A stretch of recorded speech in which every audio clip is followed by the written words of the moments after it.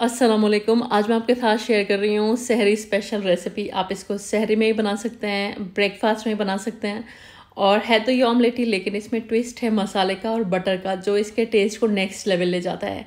और देखने में भी देख रहे हैं ना, बहुत मज़े का लग रहा है। चलिए शुरू करते हैं बनाना। तो बटर मसाला ऑमलेट बनाने के लिए सबसे पहले मैंने यहाँ पर 3 अंडे ले लिए और अंडों को हम फेंट लेते हैं। और ये फेंटे हुए अंडे अभी हम साइड में रख देते हैं। इधर हम ले लेंगे यहाँ पर उबले हुए अंडे। तो ये जो उबले हुए अंडे हैं इसको हमें स्लाइस में कट कर लेना है, या तो इस तरह की मशीन से कट कर लीजिए या फिर चाकू से कट कर लीजिए।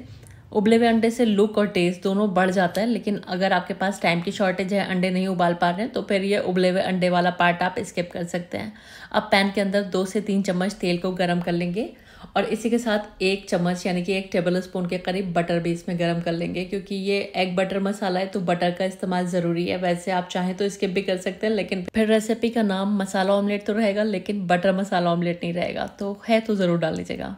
चलिए अब मैंने इसमें डाल दी है 2 मीडियम साइज़ की प्याज फाइन चॉप करके। और कप से नापेंगे तो तकरीबन 1 कप के करीब ये फाइन चॉप्ड प्याज है। प्याज को हमें सॉफ्ट हो जाने तक फ्राई कर लेना है। जब प्याज सॉफ्ट होने लगेगी ना, इसमें 2 मीडियम साइज़ के टमाटरों को या तो फाइन चॉप कर लीजिएगा या फिर दरदरा सा मिक्सी में पीस लीजिएगा। कप से नापेंगे तो 1 कप एकदम फाइन चॉप्ड टमाटर है ये।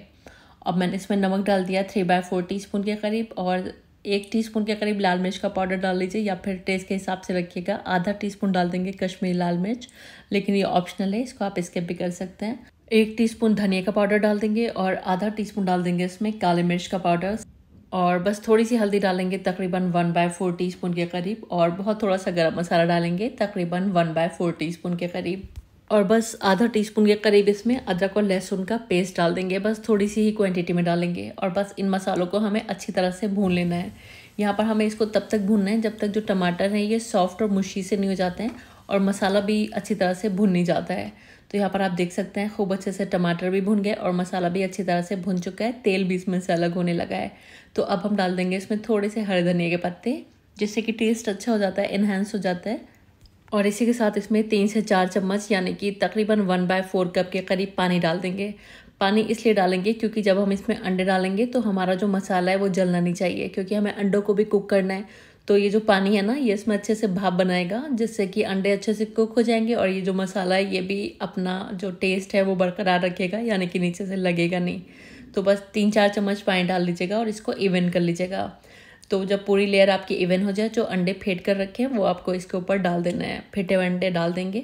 मैंने जब अंडे फेंटे थे तो नमक मिर्च वगैरह कुछ नहीं डाला था, क्योंकि ये मसाला है ना, ये इसके अंदर इनकॉर्पोरेट हो जाएगा और इसके अंदर जो है मसालों का टेस्ट आ जाएगा, तो ये अंडे आपको बिल्कुल भी फीके नहीं लगेंगे। और इसी के साथ मैं इसमें थोड़े से हरे धनिया के पत्ते डाल रही हूँ। अब जो हमने अंडे उबाले हैं ना, वो हमें इसमें अरेंज कर देना है।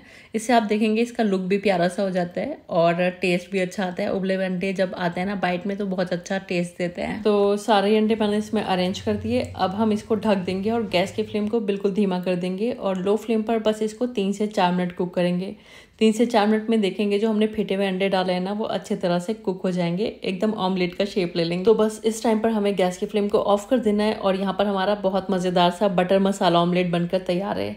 अब क्योंकि हमने जो उबले हुए अंडे ऊपर डाले हैं, इसके ऊपर हमने कोई मसाला वगैरह नहीं लगाया, तो थोड़ा सा इसमें नमक और काली मिर्च छिड़क देंगे, जिससे कि ये जो अंडे हैं उबले वाले ये आपको फीके नहीं लगेंगे। बस हल्का हल्का सा छिड़केंगे, ज़्यादा नहीं। और बस थोड़ी सी इसमें हरी मिर्च और थोड़े से हरे धनिया के पत्तों से इसको गार्निश कर लेंगे। और इस तरह आप देख सकते हैं बहुत ही टेस्टी हमारा बटर मसाला ऑमलेट बनकर तैयार है।